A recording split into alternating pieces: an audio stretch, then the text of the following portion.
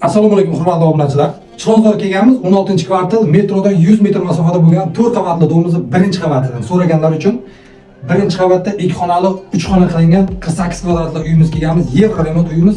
Hozir uy ichini ko'rsatib chiqamiz. Narxini oxirida aytamiz. Bu uyimizda kirganimizda patisdan kirishimiz shunaqangi perxoshka bo'ladi. Avoyli qilingan patologlari baland. O'ng qo'limizda samishni hojatxona bilan dushovoy kabina qilingan. O'zi aslida alohida bo'ladi. Bu yoqqa kelganimizda shunaqangi 520 ga 320 zal bo'ladi. Zalimiz ham yevro remont qilingan, patologlar baland, kattagina televizor osilgan. Bu yoqda alohida o'zining asl oshxonasi bilan oshxonasi ko'chgan balkonga 1,5 ko'ch balkon bor. Balkonga ham shunaqangi kengina bo'ladi. Xolodilnigi bor ekan. Gaz plitalar, rakvinalari bor, sharoitlar, hamma sharoitlar bor uy ichida.